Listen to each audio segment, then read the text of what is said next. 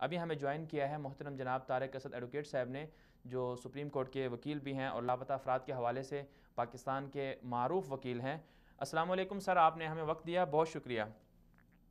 وعلیکم السلام جناب۔ جی سر، آج ہم بات کر رہے ہیں جعلی پولیس مقابلوں کے حوالے سے۔ آپ کیا سمجھتے ہیں کہ ملک کے اندر جعلی پولیس مقابلے ہو رہے ہیں اور مظلوم لوگ مارے جا رہے ہیں، لیکن عدالتیں ان پر ایکشن نہیں لیتی؟ کہ پاکستان کے اندر جی اب اتنی لاقانونیت اس لحاظ سے پھیلی ہوئی ہے کہ پہلے یہ تھا کہ ایجنسیوں کے اس قسم کے کھیل ہوا کرتے تھے کہ وہ لوگوں کو اٹھا لیتے تھے۔ اب اس کے بعد سی ٹی ڈی کا ایک محکمہ جو بن گیا پولیس میں سے، اس کے ساتھ ہی جو پولیس ہے، ریگولر پولیس، وہ بھی اس میں شامل ہو گئی ہے۔ اب جی لوگوں کو اٹھاتے ہیں، آپ حیران ہوں گے کہ پچھلے دنوں کچھ بلکہ دو ماہ ہو گئے ہیں کہ رجحان سے انہوں نے کوئی 11 لوگ اٹھائے، اور یہ وہاں کے جو پولیس آفیسر ہے، ایک پٹھالا وہاں کا یہ ایس ایس پی ہے دادو کا، اس جی نے، اور ایک دین محمد ہے، ڈی ایم اس کو کہتے ہیں، تو انہوں نے وہاں سے ان لوگوں کو اٹھا کے لے گئے ہیں۔ اور میں نے ان کی آج 7 لوگوں کی کورٹ میں اس حوالے سے پیٹیشن فائل کی ہیں الگ الگ۔ تو یہ اس کے بعد سی ٹی ڈی کے حوالے کرتے ہیں، سی ٹی ڈی والے پھر ان کو اگر چاہیں تو وہ آگے ان کے حوالے کر دیتے ہیں ایجنسیوں کے حوالے، اور وہ مسنگ پرسن ہو جاتے ہیں۔ یہ ایک اتنی لاقانونیت کی انتہا ہو چکی ہے کہ یہاں پر ایسے لگتا ہے کہ انسان کی کوئی قدر و قیمت نہیں رہی۔ جی اور یہ خصوصی طور پر یہ ایک خاص میں نے پہلے بات کی مقصد ذکر کو اٹھایا جاتا ہے، تو اس کا تعلق اسی پولیس مقابلے کے ساتھ ہے۔ میں اس لیے اس بات کا ذکر کر رہا ہوں کہ پھر ایسا ہوتا ہے کہ جو پولیس مقابلوں میں اکثر لوگوں کا مارا جانا پتہ چلتا ہے، ان میں سے بیشتر لوگ ہوتے ہیں کہ جو مسنگ پرسن ہیں، اور ان کے ریکارڈ پہ موجود ہے، ان کی رپورٹیں آئی ہیں۔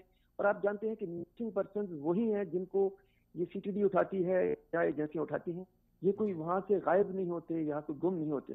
تو جب یہ مسنگ پرسن ہوتے ہیں اور جب وہ پولیس مقابلے میں مارے جاتے ہیں، تو اس کا مطلب ہے کہ قاتل کا ہمیں پتہ ہے، لیکن اس قاتل کو کوئی بھی پکڑنے کے لیے تیار نہیں۔ عدالتیں ہماری بے بس ہیں۔ عدالتیں، میں سمجھتا ہوں کہ نچلی عدالت سے لے کر سپریم کورٹ کے چیف جسٹس تک بالکل ڈپینڈنٹ اس وقت جوڈیشری ہے، اور وہ اس کا مطلب ان اداروں کو تو کسی صورت میں بھی کال نہیں کرنا سمجھتے ہیں کہ ان کے اندر جی اتنا خوف بالکل ہے سر، جیسے کہ آپ نے وہ، کہا کہ عدالتیں بے بس ہیں۔ عدالتیں بے بس کیوں ہیں؟ ان پر سیاسی دباؤ ہے، حالانکہ ہم دیکھتے ہیں کہ وزیر اعظم کو عدالتیں نااہل کر دیتی ہیں، لیکن ایک جو مظلوم ہیں ان کو انصاف نہیں دے سکتی ہیں عدالتیں۔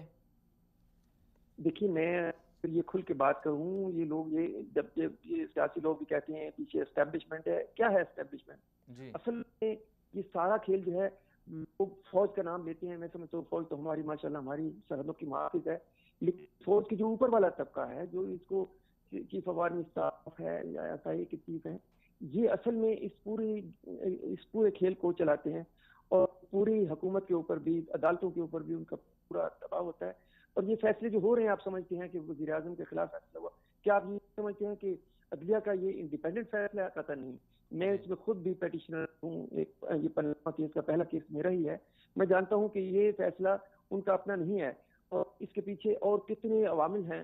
اور یہ سمجھ لیں کہ آصف سید کھوسہ کی بہن کو شہباز شریف نے طلاق دی ہوئی ہے، تو یہ کسی نے اس کو نہیں دیکھا کہ آخر ایسا جج جس کے ساتھ، اس بہن کے ساتھ اتنی زیادتی ہوئی ہے، تو وہ اسی بینچ میں بیٹھا ہے۔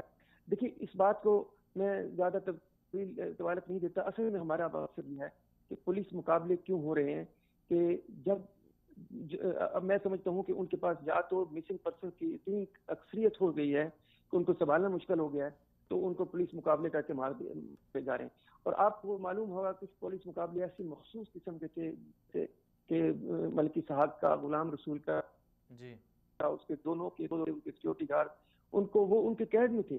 اور آپ جانتے ہیں کہ ملک صاحب کو 21 یا 23 سال قیدوں میں رہا کہ اس کے اوپر جب کیس چلتا تھا تو اس کو قید کر دیتے تھے، اریسٹ کر لیتے تھے، اس کے بعد پھر کیس سے بری ہو جاتا تھا، پھر باہر آتا تھا، پھر اندر، پھر باہر۔ اسی طرح سے غلام رسول کے بھی 13 سال جیلوں میں رہا۔ جی اسی لوگ بالکل جیلوں سر، میں، جیلوں میں سے نکال کر مجرموں کو مار دیا جاتا ہے۔ سر بہت شکریہ، آپ نے ہمیں وقت دیا۔